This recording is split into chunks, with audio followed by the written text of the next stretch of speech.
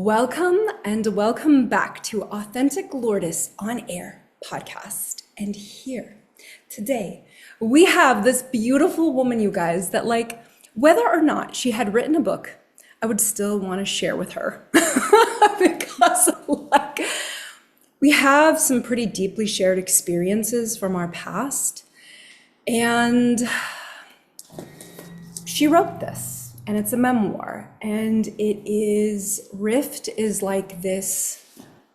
It's connecting me back to the memories of how I felt, the emotions, and how I'd forgotten about that, And I think it's beautiful to be able to have a touchstone to it again, to remember how to support others moving through these things. So to me, Kat, thank you for creating something that's allowed me to have, to be able to touch back to that, because it's what makes it real, right? It's what makes us human. So, and I know this wasn't easy to do. Not really, no. It took a lot of time and energy. But I'm glad I did it. It was just, something I felt compelled to do. And it was really healing in the process. Beautiful, beautiful. Oh my goodness, woman. So I would love to ask you just a little bit about sharing just a touchstone about what this book covers, right? A little bit about that. And then we could move into some other things. But Sure. Yeah. So I guess if anyone's new to learning about me, my name's Cait West, and I am an editor. I volunteer for a nonprofit called Tears of Eden, which helps survivors of spiritual abuse. And I published a book this year, which I've been working on for, I think I worked on writing it for about 6 years. So it took a long time for me to process everything, like you said, all those emotions and trying to go back to the past. But it covers my life from early childhood, when I was getting really early messages about modesty and purity culture, up until my early 30s. And in the process, my family became involved in the Christian patriarchy movement, like as you know, and how that affected me as a girl and then as a young woman, and being told I didn't have any real decision-making power in my life, that I was supposed to be always a helper to men, and because I became a stay-at-home daughter, which, is a term maybe some people don't recognize, but it was used for people like us who were told not to leave home until we got married. And so that meant no dating, no college, no job, outside the sphere of your dad's authority. And so that's what I was until I was 25. And so I write about that process, and then also the process of how my mind shifted and my beliefs shifted and how I found the way to leave, um, and what it was like on the other side of that. yeah, and while you're describing this, it's so rich with detail that this is just an overview, you guys. Because woman, I haven't quite finished. I'm literally, get ready. I think I have that much left, you guys, okay? And the reason is because I don't want to finish it. I'm just being Oh, super real. I'm like, what the heck? I borrowed another book from a friend because I was like, can you lend me something so I don't finish this? I want oh, more. In other words, I want more. It's so real, it's so beautiful, and I am excited to read the end. I'm not gonna lie. I mean, it's true. I do want to be there, but then yeah. So with that, I would love to hear, let's start off with moving through this transition, because I would rather let everyone be tantalized and read what are the nuances of what brought us into this way of thinking, right? And being in this patterning. Because I mean, you named a lot of cultural references that help us understand, at least in a really general way, what it's like hmm to move through this. But I would love to hear from you, how you reading about how you were processing and beginning to step away from this is what I think is fascinating to me since I also experienced it. um, and having romantic relationship happening at the same freaking time, that I literally could not even imagine. And at the same time, I see it was such a beautiful, supportive time for you, having this soul in your life and having you moving through that transition. So anything you'd like to share about that? Sure. I mean, I could go into so many different aspects of this. I remember from an early age just being a questioning child and having those questions like stuffed down and don't ask questions and just conform to the rules, and that's what submission looks like. And so I tried stuffing down my feelings and my intuition, and that worked for a long time. I was very dissociated. Um, and in this movement, courtship was used instead of dating. And so I sometimes say I had 1.5 courtships because my first courtship was with this guy that I thought I was going to get married to. And I write about that in the book. But my dad stopped the relationship. And then I got in trouble because I had emotions. Because part of this movement was emotional purity. You can't have feelings for someone you're not committed to. And so my dad told me Okay, that, okay. Just would you describe emotional purity? Because that was really, really eye-opening to me. I mean, obviously, I grew up with that as well, but I never had a real like definition for that until now. And Mhm. I'd love to hear your thoughts, like being emotionally numb. Yeah. Yeah, I mean it was very dehumanizing. It was like you need to behave as a robot and not have any kind of affection for someone that you might get married to. That's how I felt like I was supposed to be, but I found it was impossible to, I hear you. yeah, to like think about marrying someone and then have no feelings for them. And on top of that, being taught that we are love, right? Like God is love and we're love. Hmm. And like, so don't feel love, Just don't feel at, yeah. passion, don't feel. Yeah, it was very confusing. And, you know, that was a moment for me when my dad said, you need to repent of your feelings because you've broken this boundary of emotional purity. Like that's how he would phrase it. Wow. Um, and that meant I was cheating on my future spouse, kind of like sexual purity, but with your emotions. I And forgot. that's a really fucked up way to think. And I remember just like overwhelmed with this feeling like that is not true. That can't be true. I was 21 Okay, years old and I was like, no. you felt that's not true, right? It did not resonate in your entire body. Yeah. Yeah. I was like, there's no way for me to stop the love I feel for this other person. And I don't think God would send me to hell because I love somebody. That seems like a basic statement, but it was very rebellious. Like my dad thought that was very rebellious. Yeah.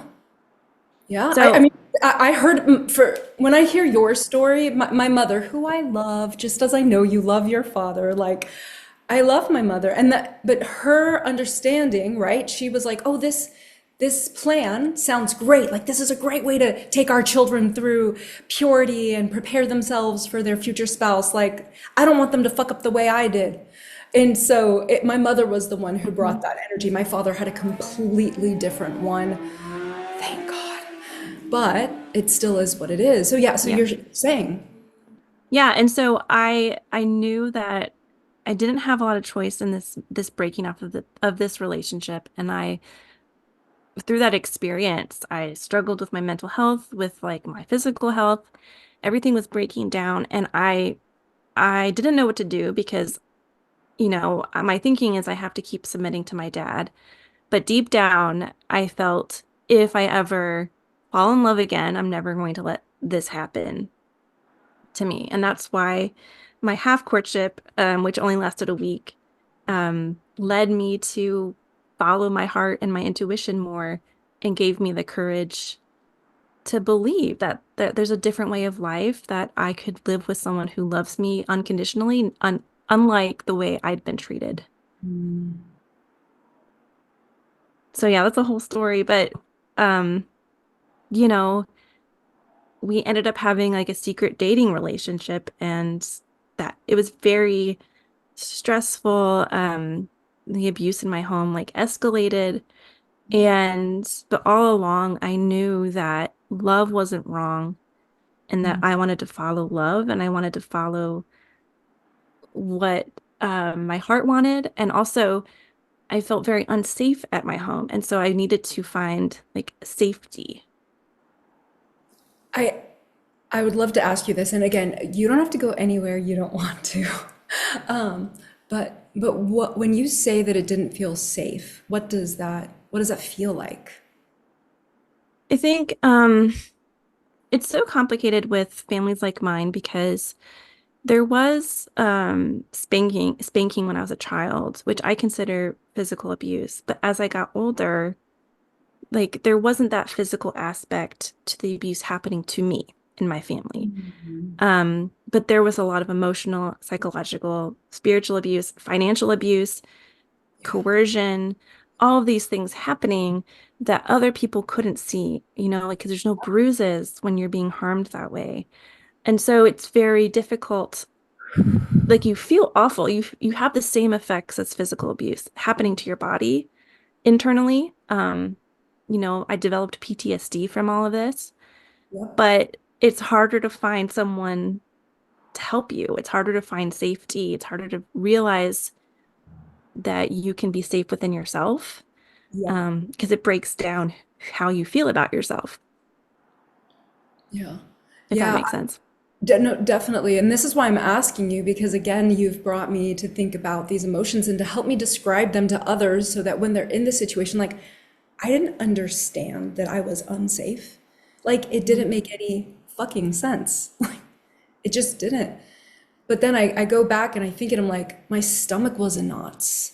I had an eating disorder, like Mhm. I was moving through so many different energies that my body it was tense. I didn't even know what it felt like to be relaxed. Right. Anytime I got my nails done, they were like, oh, relax, relax. You're like, that that happens to me still. No. To be honest with you, with me as well, when it comes to my nails, I'm just gonna say. Yeah. But yeah, that's why I asked because yeah, it was like there was a lot of tension and a lot of nervousness and a lot of like Mhm.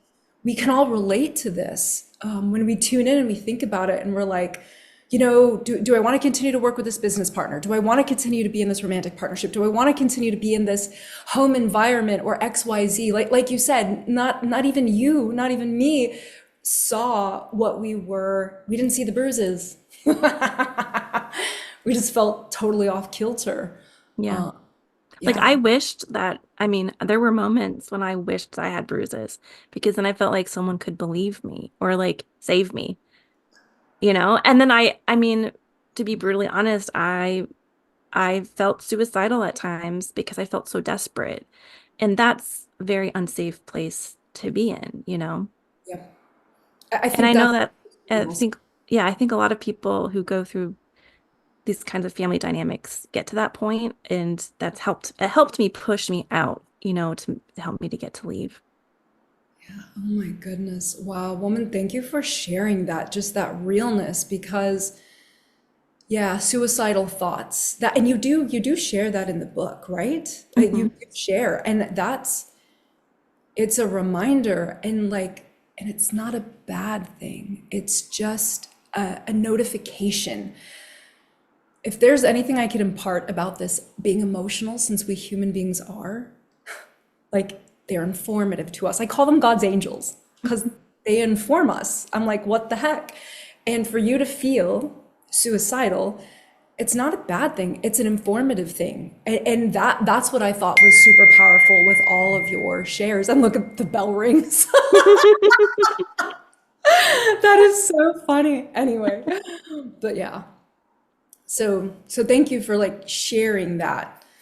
It's just so real and so helpful to see like a breaking point, right? Something to help you move and shift away. Hmm. Yeah, I don't even know if I would have used that word, Yeah, suicide, because that was so far out of my understanding of mental health. I just was imagining these ways of dying yeah, and realizing I don't know what's going to happen to me. Like I was sneaking alcohol. I was like going down this path of desperation and just like my body was like, we are not okay. We need to right. get somewhere And, better. and could we numb? Could we please numb? Because this is a lot. Hmm. This is a lot to handle. Yeah. Yeah, I think we forget sometimes self-harm comes in in many, many, many, many. I mean, for Hmm. to stay and remain in that situation, could I get it? Could be perceived as self-harm, especially when the awareness is brought. But then once you did have the awareness, then you took action to something different. I think one Yeah. of my favorite parts in the book is listening to you, like make that shift to realize, like, well, you started connecting to other people's stories. This is Hmm. to me, this is the richness like of all of this. It's the stories. And so you were reading other people's stories, you were seeing that you were not the only one, and that there you got to figure out a way out. And it wasn't going to be comfortable and it wasn't going to be easy, but by God, thank God you figured that out.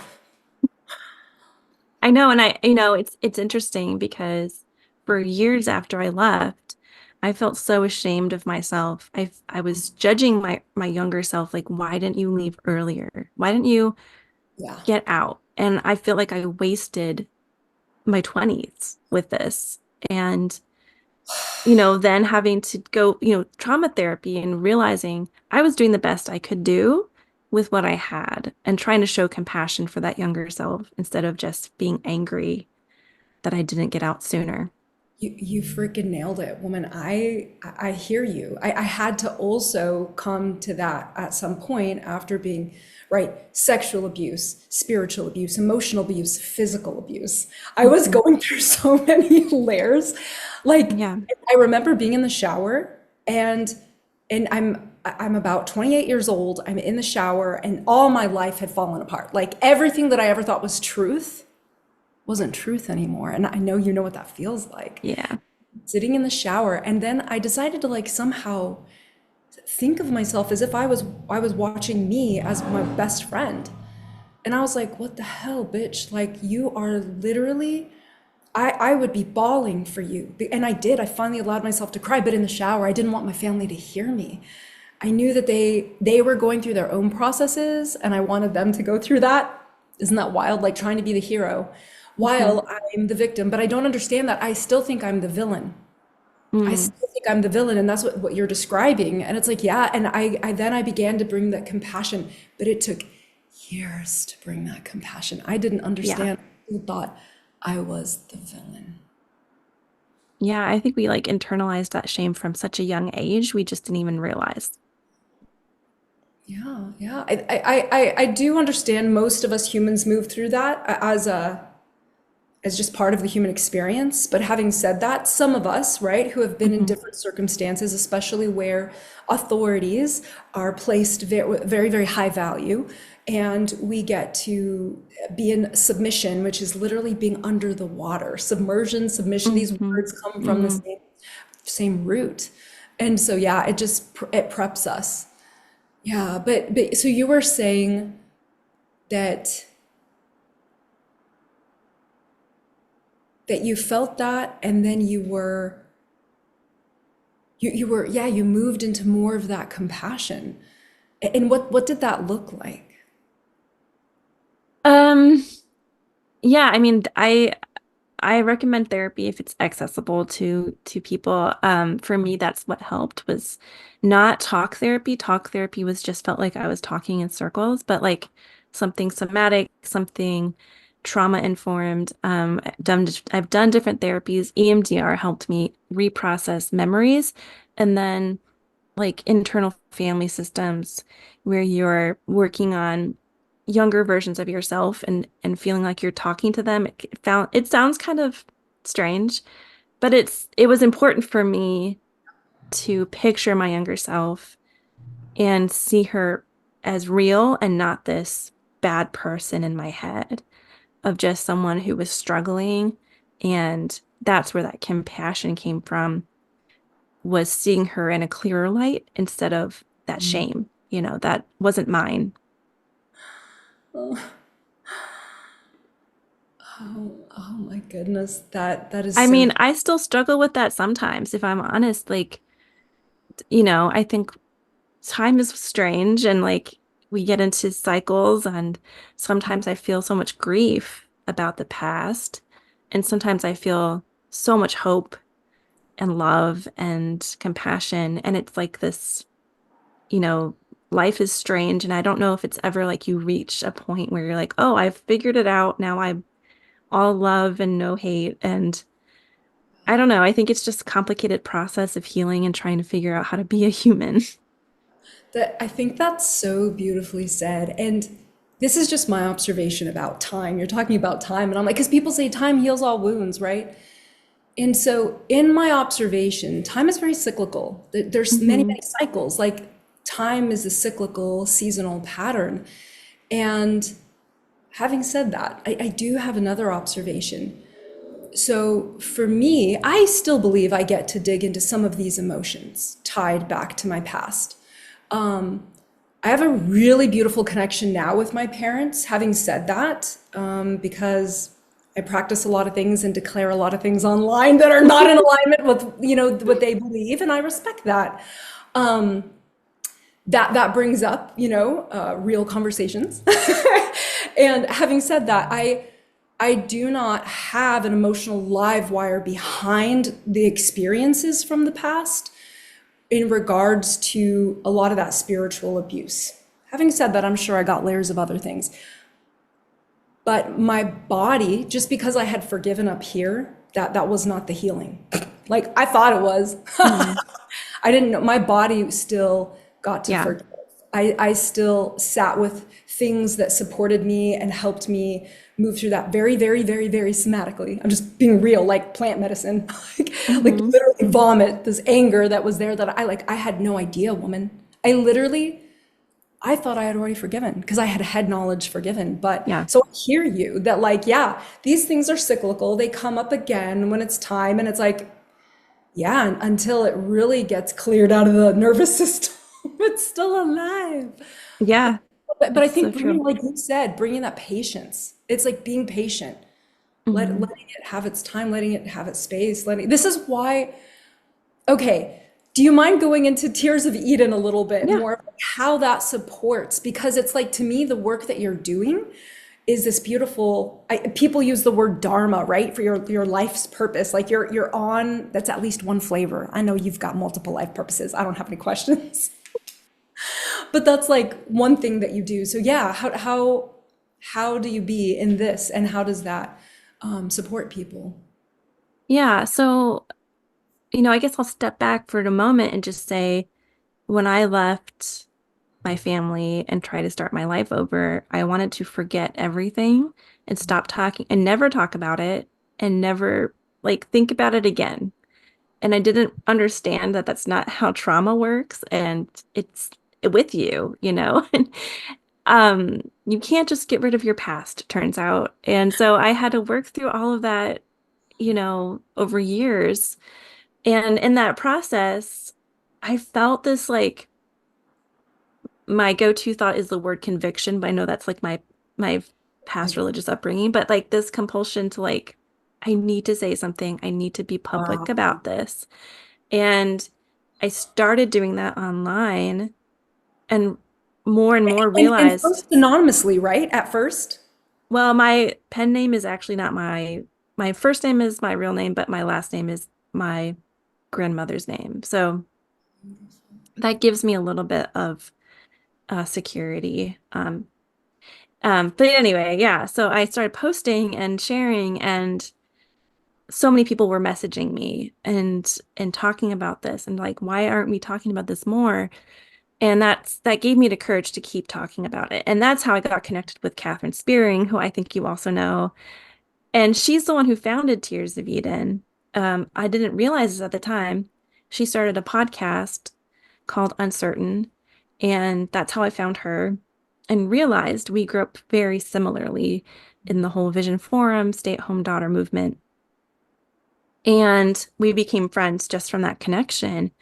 And she invited me to be one of the people on the first support group that they had. And so I got to be a participant in this virtual support group. And it was just, I had already done a lot of therapy, but it was just like so healing to just be with other people who understand what this kind of abuse looks like. And it was like a safe place. And it was, I think it was during the pandemic or like, early days. So I didn't have a lot of outside contact, and it was just really helpful to me. Um, That and is, after that, and that is so yeah, rich. just having a small group of people who are safe and you can be yourself, you can talk about this pain and not be judged and not be told, now you have to do this to heal. It was more of like this expansive experience of let's just show up as ourselves and talk through the impact on our bodies, on our lives, um, and help each other. And so after they did that, um, Catherine asked me to be part of the editorial board because, my experiences with editing and writing. And so I get to help with the website and the blog and help people tell their stories. It's just a small part of what Tears of Eden does. It's a part that works for me and my skills. But Tears of Eden also has done a in-person retreat. We do as many support groups as we can. It's like our resources are limited and try to bring awareness to this issue and give support in different ways to people experiencing spiritual abuse. So I really appreciate this nonprofit specifically because there's no agenda of now you have to go back to church or now you have to believe the same thing. We're going to support you whether you believe in a certain religion or not. We're going to And support you, yeah, whatever period. your journey is. And that's why I feel okay being part of this because I've been burned before working with religious organizations. And Yep. once you step out of line of their beliefs, you're like, they're done with you. And so it's important to me to be in a place where we accept people as they are. Yeah. Now, this is such a beautiful point because I'm sure you've experienced this too. I mean, like I've experienced this even in friendships, right? Just a friendship, like not even religious, just whatever. It's like the person decided to separate because, oh, we're not on the same page on one thing. Yeah. Like I get it. I hear you. I think it's such a reminder of like why that's such a human experience and why we can connect to the feeling of betrayal, right? Like you've moved through betrayal at some of the deepest levels, woman. And I think most humans do. And we don't always acknowledge that because we're often bringing comparison to the table. Mm, And so we think that this person's experience or their testimonial or whatever it is was way more extreme than mine. So mine just doesn't bring the same value to the table. And I find that that hurts us because our stories, each and every one of them, are perfect in the lessons that we get to pull from them if we so mhm, choose. I get it, we don't have to. Like, in my experience, I'm like, there's just no have tos. But that is so rich in that share that you're saying, yeah, that like Tears of Eden is here to like support. And then it just helps you get on your feet and be able to feel like you are in it with others and that you're not alone. mhm. And you're not joining like another group, another cult, another like place where you can't get out, right? It's just like a resource center. That's how I feel about it. Beautifully said, a resource center. Damn. Wow. So something else I'd like to ask you about is about your relationship with your partner. I understand they're human. Like, Turns but out. what does that turns out? Turns out. How did you move through that connection? Like there was something that drew you to him in the first place. And yeah, how has that developed? That relationship with him, that view of him and men in general. Hmm. Romantic partnership. What do you care to share about? Oh, I have lots of thoughts about that. Well, we've been married for 11 years, and so that's crazy to think about. That's so sexy. But I'm like such a different person. We were both such different people when we got married. But what has stayed true from the beginning is I've never felt like he was going to be this overbearing patriarchal person. He's never been like that. And he's always shown me like such a different kind of love than I experienced in my family. And that's what drew me to him was his just his genuineness and like making me feel safe. And we have similar personalities. And so, that experience of going through trying to leave, and then he was there on the other side of that, trying to be supportive, but not taking over, but like supporting me. Like he helped me get my own cell phone, with my own number that, that I could pay for, right? I had friends help me with that too. I hear you. Yeah. And like that might sound like a crazy thing for some people, but I didn't know how to do that. And he didn't just buy it for me. He helped me empower myself, right? That is what I was about to say, was that I want to highlight that because that's what I observed in the story, in what you wrote, is that he didn't do the things for you. This man Right. just like gave you the step up, like here, Yeah. jump over the fence, but I'll help you. Yeah.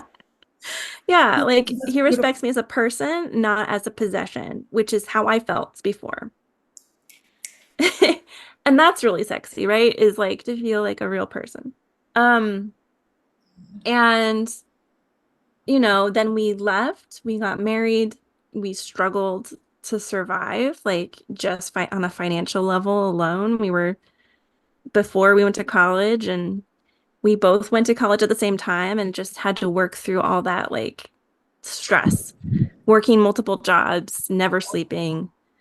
Um, but we always wanted to support each other in our dreams. And then after that, it was like this, now we're in a different time of life where we're not always hustling Beautiful. um just to survive, and now we have to figure out who are we as people now in our 30s.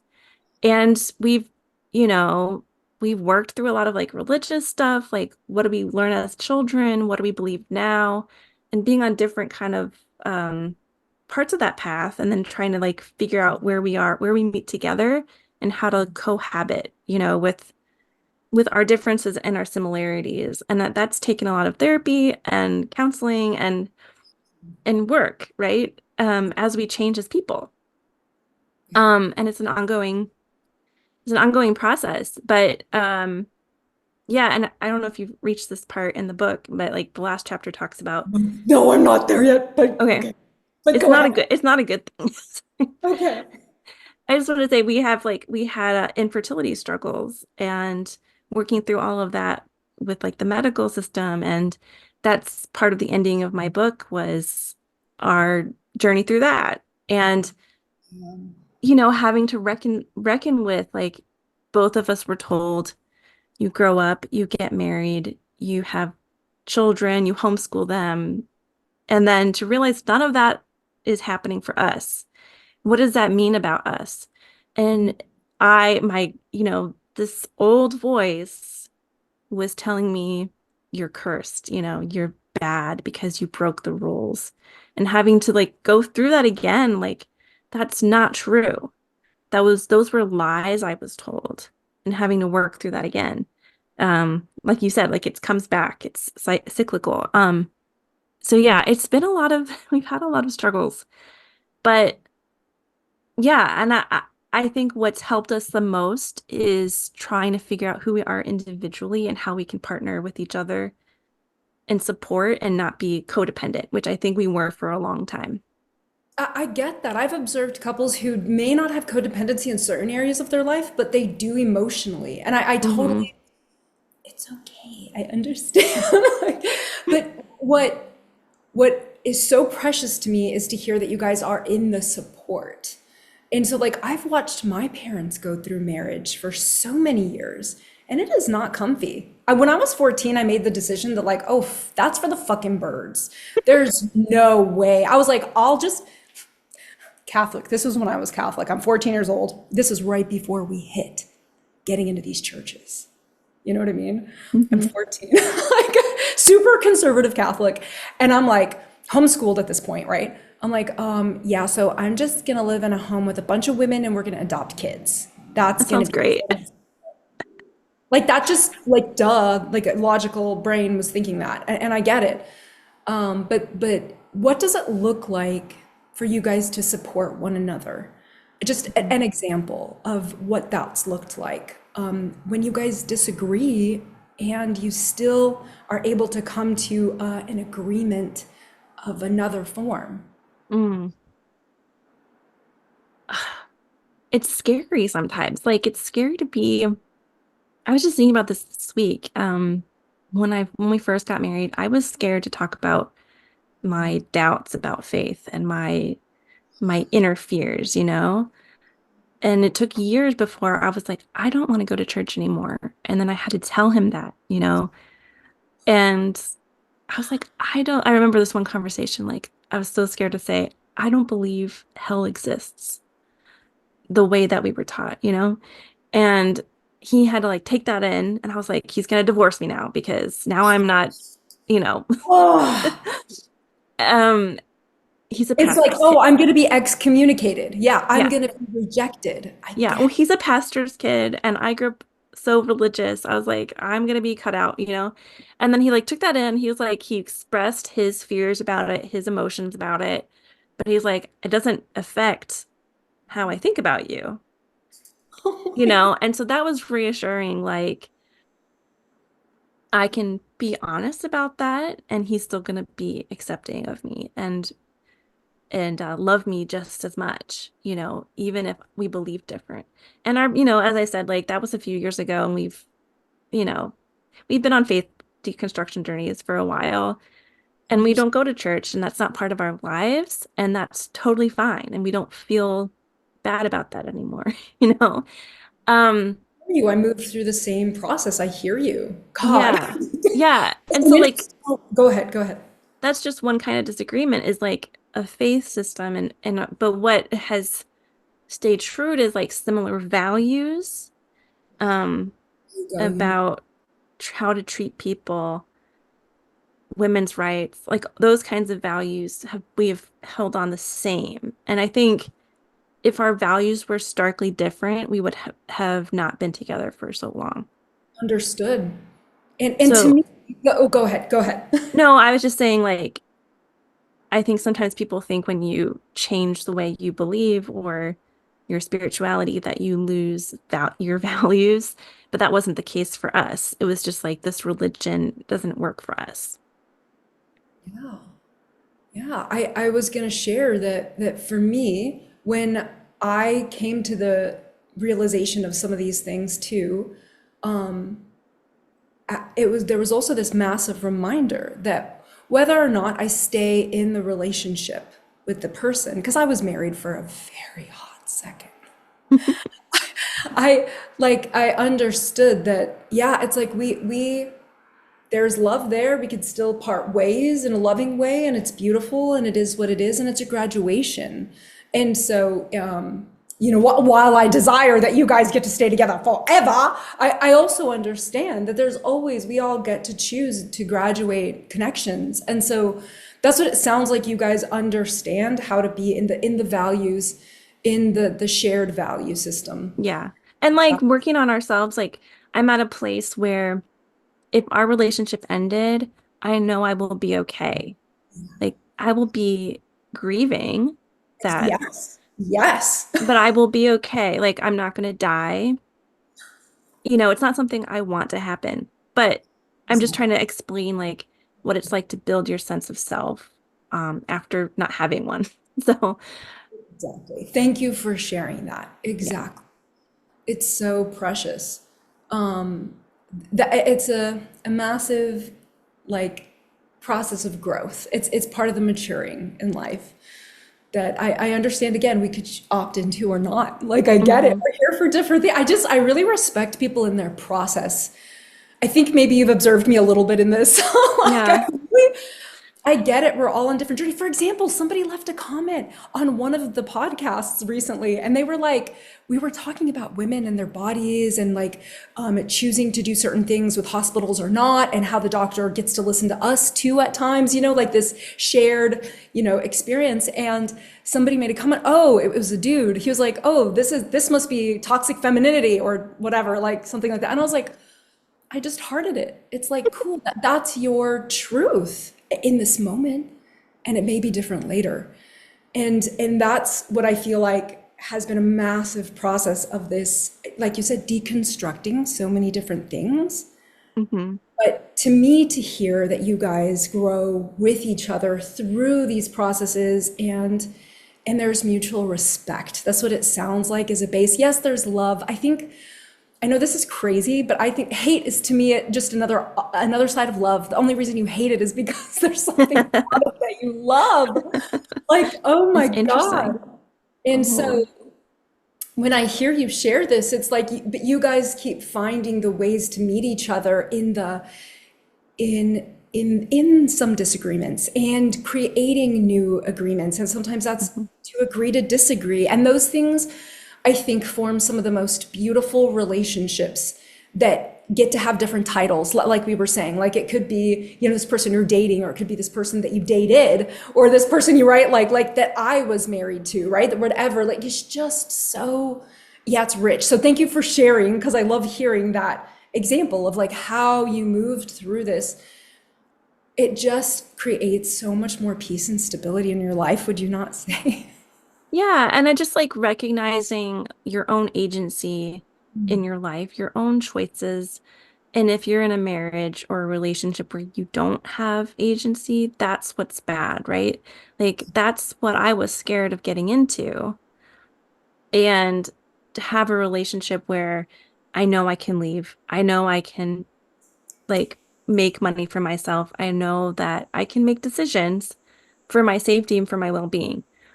That's what makes the relationship better, is having that sense of inner stability and not having coercion. Right? And Everything's a about choice, consent. consent and a choice of devotion. Like you are Hmm. choosing the devotion every time it gets to be met. And because you said we can still choose to leave. Woman, I think that's so powerful because, yeah, there's so many people we know, right? We've known in the past who think that something is a failure, right? If it isn't this thing that is forever. And the beauty is, I think life shows us there is nothing permanent. That's okay. Yeah. And like if something bad, that's so harmful to say you have to stay married forever, because if there's abuse, if there's something bad happening, you should be able to leave that. Oh my goodness. Oh man. Yeah. So another thing from your book that is so, it touched me. I was crying. I'm just saying. Oh. Because our we have, while we have a lot of similarities, obviously there's also other flavors of things that have happened. So to read about the letter, to no, not about it, to read the letter that you wrote to your father. I have so much compassion for your dad. He frustrates me, yes. Love you, fuck you. God. And and like I have a very special place for your mother in my heart. Very special place. I'm just gonna say that out loud. And your siblings. And but reading that letter, you guys, please go snag this book so you could go read that letter. It was so cathartic to see. And how the hell did that feel to write that? So scary. So scary. So the letter I wrote my dad was, I mean, I have complicated feelings about my dad. And it's interesting because some people have criticized my book and said I wasn't harsh enough, that I should have been I get it. more critical of him. but I really wanted to show him as a human being. I don't think human beings are monsters. I think that they're human and they make choices that can harm other people, right? Okay, but let me just say, you sharing the details that you share about your childhood experience, and I say childhood, and I mean even into your 20s, your childhood experience, Hmm.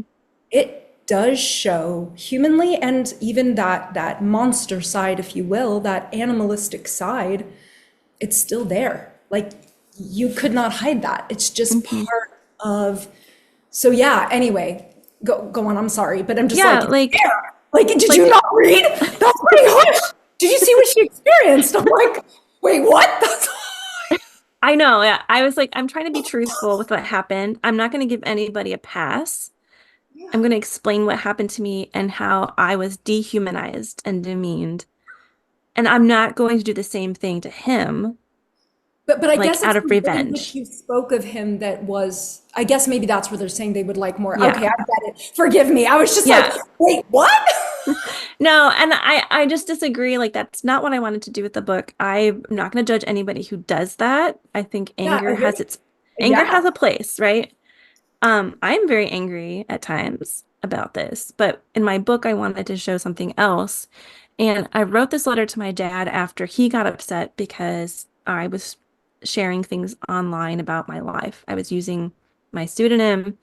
I was trying to use it, say it from my perspective, um, leaving room for other people's perspectives, and I felt trying to that. be real about this is a problem. And if we're being quiet about it, that's going to just perpetuate the problem of this kind of abuse.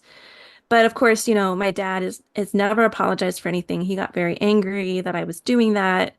And I got all these messages in the middle of the night. And this was years after I had left. But it just brought me back to that place of him blocking the door, yelling at me, calling me names. And I was just like, I can't do this anymore. I can't let him talk to me that way. And so I was working with the therapist, trying to figure out what boundaries are and like, what does that look like? And so I wrote this letter to my dad, um, that just laid out like, this is what happened. I know you know this happened. And the problem is you pretend like it didn't happen. And I feel like we could reconcile if you take responsibility for your part. I think there's things I regret. I'm open to like claiming that, right? Yeah, amen. I'm a human being, you're a human being, but you need to be real with me and respect me as a person and don't call me in the middle of the night. And I never heard back from him again. So he didn't even respond to that letter. So I put it in there because I wanted to show my thought process at the time, what I was trying to do and setting up those boundaries. And what happens when you do that and somebody cuts you off because you're setting up a personal boundary, like it's a sign that that person doesn't need to be in your life anymore. Like it's not a healthy relationship. He made a choice, yeah. Yeah. And so like that was very liberating for me. Not having him in my life, there's grief and Yes, anger, but also I feel free. beautiful.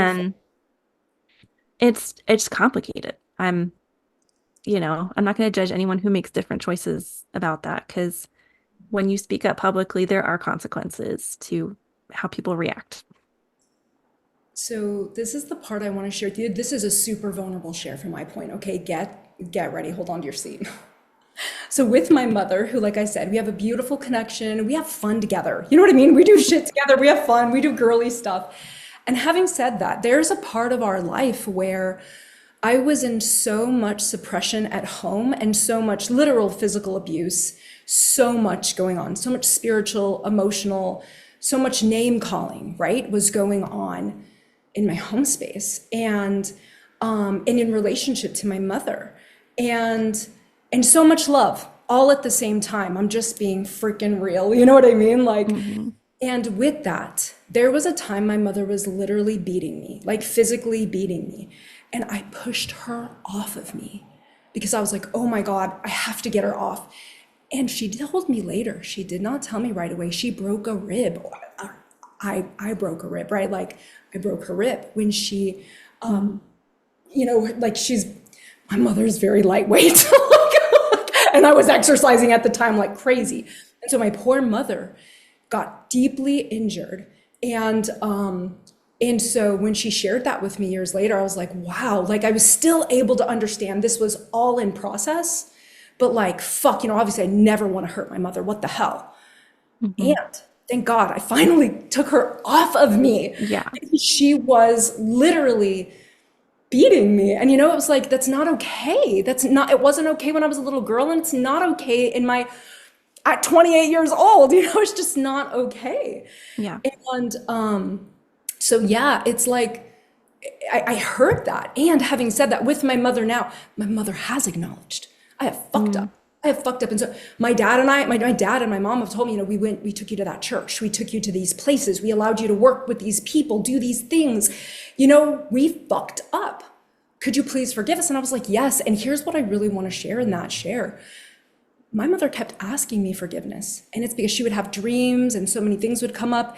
And it was like she hadn't forgiven herself. And I was like, Mother, if you Mhm. don't believe you're forgiven, like that part that you give to you will never feel it. I was like, because I feel, while I don't go to church and all these things, I still feel like I have a relationship to God. Whatever God means, I get that. I don't hold, like to what that has to look like. And having said that, I feel like I'm forgiven in like for everything. What the heck?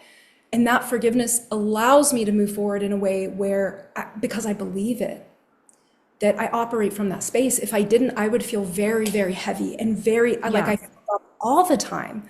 And so I actually feel like I have that grace. Like that grace outweighs that all my fuck ups. Hmm. And so thank you for letting me share that. But yeah, that's why my mother and I have the relationship, and my father and I, that we do, because Hmm. they did acknowledge how they fucked Yeah. up. And I told them, I get it. Like I know that you get that. That's what I don't have any questions. You understand where your father came from. There are no questions. That's what's right here. Hmm. And so yeah, it's so rich and beautiful because I still believe that your daddy is going to set down his precious ego. His precious ego is the self-righteousness that we think we're right, and he'll set it down and he'll realize like, I want a relationship with you. That's all. Nothing else matters. You know, I, I don't quite share that belief, but with my experience with him, like the way he is, I highly doubt that's going to happen. I'm open to that happening. And also I can really relate to your relationship with your mom. Like I still have a relationship with my mom. And she's married to my dad. It's really complicated. And um, but she has worked to acknowledge what happened, what she did, ask for forgiveness, unlike my dad, right? And so those are choices. And the way my body feels when my dad's around, that's that feeling of danger again. And I don't need that in my life.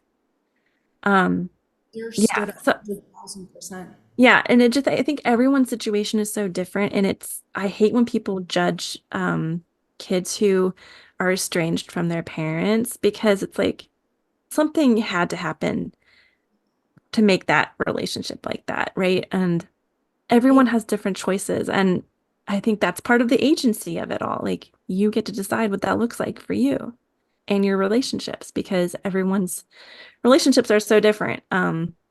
It sounds like my dad's very different from your parents in the way that he's thinking about these things. And that's just how it is. Yeah, I hear you. I hear you. Yeah, and I think something that's beautiful that you just shared is that yeah, you're the thing that opened the door with your mother, and then yeah, seeing that that's that's what shows. That's what shows. Hmm. Beautiful. Dang, the acknowledgement. Oh man, so Life yeah. is weird. I call it game. I understand we don't all have to. It's just because I find that the less serious I take it, the more fun that I have, the more light I could see things like Mm. from a story. You're a writer, you understand. I'm telling you, I've observed the villain, victim, hero scenario. I've seen a flip side to that. I've already published this in an oracle deck I've created. Like, I see a flip side. Like, if you want to be the hero, you're still going to sacrifice. And that means you're putting yourself on the altar. And so, in a way, you're being a masochist, right? You're like, it's death, like I get it. And it's okay, you're allowed to. And then, of course, there's the flip side of the victim. And don't get me wrong, when I say victim, I get it. We are victims. And then, but do we choose to stay there? And when we choose to stay in that place, it's the flip side is the enabler. We are choosing to be that enabler, is my Yeah. observation. And what I've noticed helps me get out the hell of the doors to realize, like, oh, if you're in the victim place, usually the flip side of that is we're really heavily in this deep critical judge. And I recognized, shit, man, like I could keep doing that, or I could bring the compassionate judge to the table. And because that critical judge helps me draw that 180-degree line. I'm an artist. I get to judge. Having said that, I get to bring the compassion to the table and recognize my line doesn't have to be perfect every freaking time. It doesn't have to be. And bringing, like, to me, that if you could become the compassionate judge, you could learn to become the witness. Don't get me wrong, you don't want to stay the witness, because if you did, you would move through life like a robot. Like, we're not designed for that. You got to get back into the drama, move through feeling all the emotions of being the different characters, playing the different roles. Allow yourself to move those emotions out, feel them, feel the anger, let it go, let it move, let it be, let it do, let it come cyclically. It'll if that's what it'll be.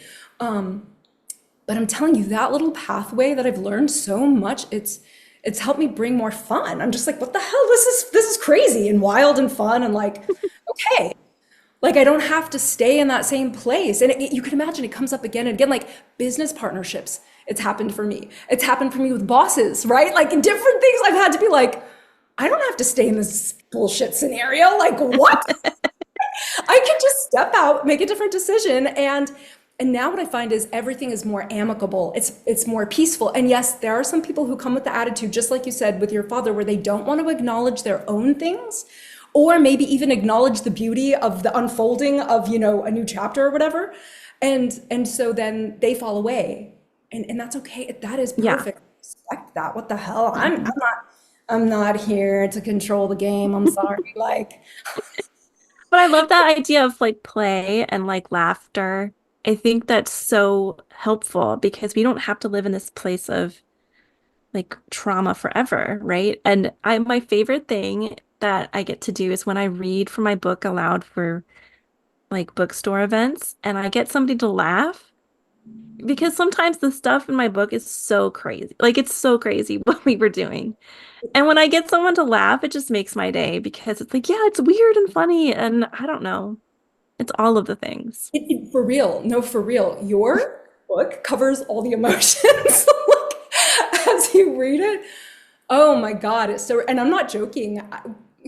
Maybe you have something in the works, but like, I hope you write more because whether it's from your own life or other paired experiences, like shared things, I'm looking forward to it because it's delicious. It's incredible. And it's so, oh my God, it's a bridge. It's a literal bridge to, I think, even though things sound very crazy to people, just like for us to hear about Muslim culture, to me, it makes so much more sense because Muslim Mhm. culture is very relatable to me. I'm like, oh, I hear you. Yeah. I've also experienced that in another flavor. Um, so yeah, it's Connects just, us with each other and helps us understand other experiences. Like that's what I love about books. I mean, obviously I have books behind me. That's my favorite. oh my God, that's so epic. What I don't know if I've shared this with you, and I'll be brief because I know we got to go soon because I know you've been here an hour. Thank you for giving us this beautiful hour. Thank you, Kat. Oh my God. Um, I've given away a lot of my stuff. Not that I believe anybody has to, but I'll share more about my story over time. I keep sharing little bits and pieces, but a lot of things that I had came from that scenario of being in that church and moving through that, and lawyers coming to me, by the way, I didn't go to them. And there's just so many little details to the story that come up that I decided to just clear everything. I was like, I'm not Mm. going to have any of this energetically. Like, we're going to clear this money. blow it away. We have 3 suitcases for right now. I'm rebuilding from the ground up. And the reason why is so that, yeah, we could show everyone this is possible. Like, we can have reparations. I get that. We're allowed to. And guess what?